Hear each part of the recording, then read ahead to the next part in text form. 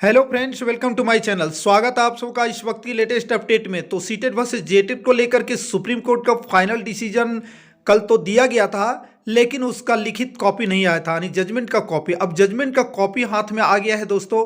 आज ये judgement copy जारी कर दिया गया है और ये 53 पेज में है। 53 पेज में इसको वर्णन किया गया है विस्तार से, पॉइंट टू पॉइंट, किस वजह से सीटेट को इनवैलिड करार किया गया है सहायक आचार्य भर्ती प्रक्रिया से और जेटेट को इसमें मान्यता दी गई है। तो हम कुछ बिंदुओं को लेकर के आए हैं जो जरूरी फैक्ट है, उस चीज़ को इस वीडियो में हम बताएंगे। तो सबसे पहले तो आपसे मैं कहूँगा कि वीडियो को लाइक शेयर जरूर करिएगा और चैनल पर यदि नए होंगे तो सब्सक्राइब करके अवश्य जुड़िएगा, ताकि आने वाला भी लेटेस्ट अपडेट आप तक पहुँचेगा। तो चलिए हम सीधे बात करते हैं उस बिंदु पर जहां पर सीटेट को बाहर का रास्ता दिखाया गया है और जेटेट को सहायक आचार्य भर्ती प्रक्रिया के अंतर्गत तुरंत रिजल्ट देने की बात की गई है। तो आइए हम ले चलते हैं वहां पर। यहाँ से मैं निकल जाता हूं दोस्तों। आपको एक चीज़ मैं दिखाना चाहता हूं, आप यहाँ पर देख सकते हैं, है ना। यहाँ पे आपको देखने को मिलेगा ऊपर में, देखिए सिविल एपीएल नंबर जो आपका 4194 था वो 2024 का, परिमल कुमार एंड वर्स appellants versus the state of Jharkhand वर्स रिस्पोंडेंट, ठीक है। इसी पर ये पूरा विवरण निर्धारित है। जजमेंट यहाँ पे आपको लिखा हुआ है, कहाँ पे, यहाँ पे जजमेंट जेके महेश्वरी जे, ठीक है। अब इस चीज़ से हम यहाँ से निकलते हैं और आपको हम ले, तो दोस्तों यहाँ पर कुछ कुछ बिंदु को मैं लेकर के आया हूँ। जैसे कि आप देखेंगे यहाँ पर तो लिखा गया है कि देखिए यहाँ पे सबसे ऊपर में जो दिया गया है दोस्तों कि ये जो है सीटेट को वैलिड करने के लिए मांग चल रही थी और भर्ती प्रक्रिया में पात्रता बीच में बदली गई है। देखिए, वैधानिक समर्थन देने के इरादे से 2022 भर्ती नियमावली में संशोधन 29 जनवरी 2024 को लाया गया था, बाद में विज्ञापन में संशोधन किया।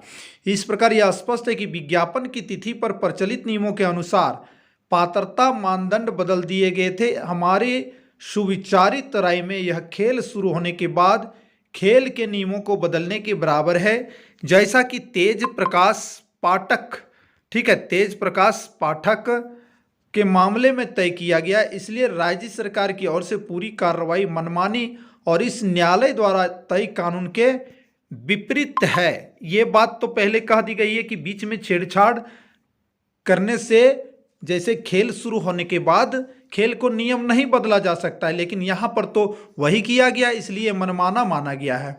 उपरोक्त बातों पर विचार करते हुए हमें इस तर्क में बहुत दम नहीं लगता है। विज्ञापन के खंड 5(1) का तात्पर्य केवल यह है कि भर्ती प्रक्रिया में भाग लेने वाले उम्मीदवार की पात्रता आवेदन जमा करने की अंतिम तिथि से मानी जाएगी, ठीक है। यह राज्य को पात्रता मानदंड में संशोधन परिवर्तन करने का अधिकार नहीं है, नहीं देता है, खासकर तब जब इसे विज्ञापन जारी करने की तिथि पर अधिसूचित किया गया हो। जब तक कि मौजूदा नियम ऐसा करने की अनुमति न दे तो स्पष्ट रूप से यह मामला नहीं है, इसे इस तरह से कहें तो। देखिए आगे पेज में हम पढ़ते हैं थोड़ा सा। यहाँ पे दो तरीके से तेज प्रकाश पाठक में निर्धारित अनुपात को लागू करते हुए राज्य विज्ञापन जारी करने के समय के बाद निर्धारित पात्रता मानदंडों को बदल नहीं सकता है, क्योंकि संबंधित भर्ती प्रक्रिया नियमों या विज्ञापन में इस तरह के बदलाव को प्रभावित करने की कोई शक्ति नहीं है, ठीक है।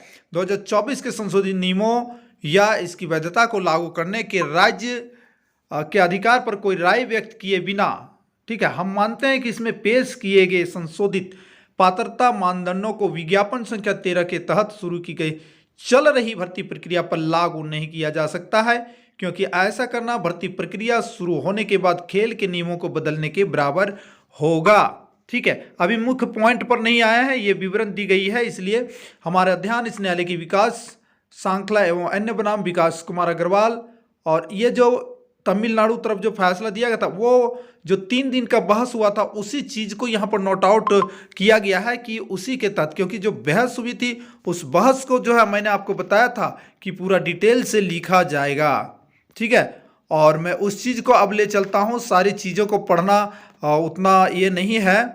अब यहाँ पे मैं आपको दिखाता हूँ, देखिए यहाँ पे इस चीज को पढ़ लीजिए। तो यहाँ पे इस चीज़ को इन अपीलों के लंबित रहने के दौरान अपीलकर्ता द्वारा आइए इतना दायर की गई जिसमें यह घोषित करने की मांग की गई कि जो भी संशोधित नियमावली आरटीआई अधिनियम का अल्ट्रा वायर है, ऊपर की गई चर्चाओं के अनुसार हम संशोधित नियमों का अल्ट्रा वायर के संबंध में कोई राय व्यक्त नहीं कर सकते। ठीक है, अल्ट्रा वायर माना गया है क्योंकि वे उच्च न्यायालय या इस न्यायालय के समक्ष चुनौती के अधीन नहीं है। हालांकि हमारे निर्णय केवल उत्तर देने के लिए प्रश्न के संबंध में लागू होगा।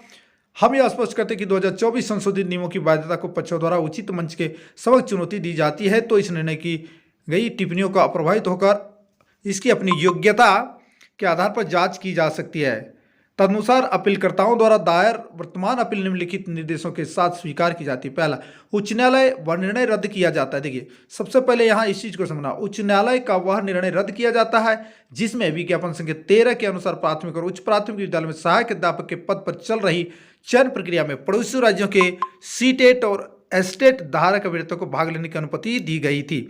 पहले तो उसी को रद्द किया गया है, हाईकोर्ट के निर्णय को। ठीक है, अब हाईकोर्ट के निर्णय को रद्द कर दिया गया और अंत में जो डिसीजन दिया गया है अब उसको मैं यहां पर पढ़ता हूं। देखिए, दूसरा, जेटेट धारक को 2024 के संशोधन से पहले 2022 भर्ती नियमों के तहत अपेक्षित योग्यता रखते थे और भाग लेते थे, वे नियुक्ति के लिए पात्र होंगे और उनका परिणाम तुरंत घोषित किया जाएगा और नियुक्ति प्रक्रिया के तहत योग्यता के आधार पर की जाएगी। तीसरा, हम यह स्पष्ट करते हैं कि सीटेट धारक या एस्टेट है ना, स्टेट टीईटी, उन्होंने उच्च न्यायालय के फैसले के बाद नियमों में या विज्ञापन में संशोधन के बाद आवेदन किया है, वे विज्ञापन संख्या 13/2023 के तहत भर्ती के लिए पात्र नहीं होंगे। ठीक है, सीटेट या फिर एस्टेट, जो अदर स्टेट की, जैसे झारखंड में ही एस्टेट है, अदर स्टेट भी है, जो भी, इसलिए वे पात्र नहीं होंगे। ठीक है, तो इस प्रकार से अब लंबित आवेदन को उसका निपटारा कर दिया जाएगा, यानी जो भी है अब रिजल्ट प्रकाशन कर दिया जाएगा, तदनुसार आदेश दिया गया यदि कोई लंबित आवेदन है तो उसका निपटारा कर दिया जाएगा। ठीक है, तो यही मुख्य रूप से कहा गया है दोस्तों कि उसमें बीच में खेल का नियम को संशोधन का कोई अधिकार नहीं। और खास करके मैं एक पॉइंट छोड़ ही दिया यहाँ पे, right to education, minimum qualification वाली बात, पूरा जो 53 पेज का है उसमें से सबसे ज़्यादा तो वही भरा हुआ है। मिनिमम क्वालिफिकेशन 1 to 5 के लिए और 6 to 8 के लिए क्या होना चाहिए, जो कि जेटेट के पार ऑलरेडी निर्धारित है। और खास करके जो है ट्राइबल लैंग्वेज को यहाँ पे जो है ये किया गया है, ये बात उस समय जो 3 दिन बहस चली थी वही बात को यहाँ पे पुनः जो है लिखा गया है। ठीक है दोस्तों, तो आप समझ गए होंगे कि अब रिव्यू पिटीशन भी होगा ना, तो दोस्तों इतने पॉइंट को लिखा गया, इतने चीज को लिखा गया है, मुश्किल लगता है कि सीटेट को यहाँ पर वैलिड करार दिया जाएगा। हाँ, एक चीज है, सरकार को ये चीज कहा गया है कि अगर विज्ञापन 13/2023 के पहले सरकार ये घोषणा कर देती कि हम जेटेट लेने में असक्षम है, हम जेटेट नहीं ले सकेंगे, तब सीटेट को वैलिड करार दिया जाता तो आज सुप्रीम कोर्ट से सीटेट को डिग्री मिल गया रहता। लेकिन यहाँ पर झारखंड सरकार ने ऐसा नहीं कहा है। सरकार ने ये चीज कहा, आपको दिखा देता हूं मैं, कि यहाँ पे जो है कोरोना वाली बात बोली गई है पुनरावृत्ति की कीमत पर। इस समय राज्य सरकार द्वारा उच्च न्यायालय के समक्ष दायर जवाबी हल्फनामे में यह रुख अपनाया गया था कि कोविड-19 के कारण जेटेट आयोजित नहीं किया जा सका। जेटेट को सीटेट की गुणवत्ता और मानन के बराबर लाने के लिए नियम तैयार किए जा रहे हैं। यह भी तर्क दिया गया कि सीटेट का आयोजन केंद्र सरकार के स्कूल भर्ती के लिए किए जाने वाले शिक्षकों की पात्रता निर्धारित करने के लिए किया जाता है, इसलिए झारखंड राज्य के स्कूलों की जरूरतों और आवश्यकताओं को पूरा नहीं करता है। ठीक है, और उसी के लिए जो है यहाँ पर इसे लागू नहीं किया जा सकता है। ठीक है, तो अब यहाँ पे लिखा भी गया है, देखिए, तथा विज्ञापित रिक्तियों के लिए सीटेट उत्तीर्ण शिक्षकों को आवेदन करने की अनुमति देने से जेटेट उत्तीर्ण अभ्यर्थियों के अधिकारों पर प्रतिकूल प्रभाव पड़ेगा। इसके अलावा सीटेट या एस्टेट उत्तीर्ण अभ्यर्थी पर तभी विचार किया जा सकता है जब राज्य सरकार टेट आयोजित न करने का निर्णय ले। हालांकि ऐसा कोई निर्णय नहीं लिया गया। उक्त रुख को ऊपर पैरा 36 में उद्धृत किया गया है, तो इसीलिए जो है यहाँ पर वैलिड नहीं किया गया है। बाद में राइट टू एजुकेशन का पूरा डिटेल्स इसमें दिया गया है, जो कि बहुत लंबे पेजों में यहाँ पे लिखा गया है। और मैंने कुछ कुछ पॉइंट आपको यहाँ पर लाके दिया हूँ और लास्ट अंतिम डिसीजन को मैं आपके समक्ष रखा हूँ, जहाँ पे अंतिम डिसीजन यही है कि अब जो है उसमें जो है विज्ञापन इतना में भर्ती के पात्र नहीं होंगे सीटेट और एस्टेट। ठीक है, तो कुल मिलाकर के यहाँ पर जो है झारखंड सरकार यानी राज्य सरकार जो है जेटेट नहीं लेने की बात बोली ही नहीं है, इसलिए इस बात को क्लियर, वही 3 दिन बहस चल रहा था, मेन वही पॉइंट है जो उस समय बहस चला था, उसी पॉइंट को पूरा डिटेल छापा गया है और अंत में जो है निर्णय ये दिया गया है कि सीटेट जो है इसमें पात्र नहीं है। तो दोस्तों जय हिंद दोस्तों, अब आपको समझ में आ गया होगा कि किन बातों को लेकर के यहाँ पे ये किया गया है।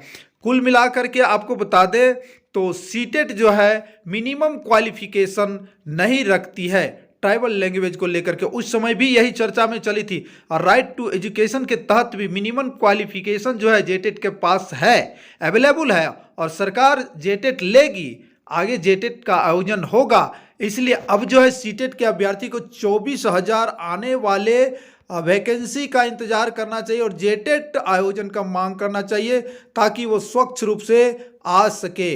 अगर इसमें वो करेंगे तो सुप्रीम कोर्ट जाएंगे तो सुप्रीम कोर्ट में रिव्यू भी खारिज हो जाएगा। बिल्कुल मैं बता रहा हूं, अगर जाने का दिल करता है जिन्हें वो जा सकते हैं। उनका कहना है कि NIOS पर जो किया गया उनको कैसे दिया गया, तो भैया आप भी जाइए, समय लगाइए, देखिए क्या होता है। परिणाम तो आपके पक्ष में भी आ सकता है, ऐसा नहीं कहा जा सकता है कि नहीं आएगा, लेकिन 100% नहीं कहा जा सकता, लेकिन कुछ तो कहा जा सकता है, क्योंकि यहाँ पे एजुकेशन की बात वही रह गई है। वहाँ पर भी 1.5 साल का जो है NIS को DLED को जो है वैलिड करार दिया गया है। तो चलिए आप प्रयास करके देख सकते हैं, आप जा सकते हैं। तो वीडियो को लाइक शेयर कर दीजिएगा दोस्तों, चैनल पर नए हो तो सब्सक्राइब कर लीजिएगा, लेटेस्ट अपडेट आप तो मिलता रहेगा। जय हिंद, वंदे मातरम।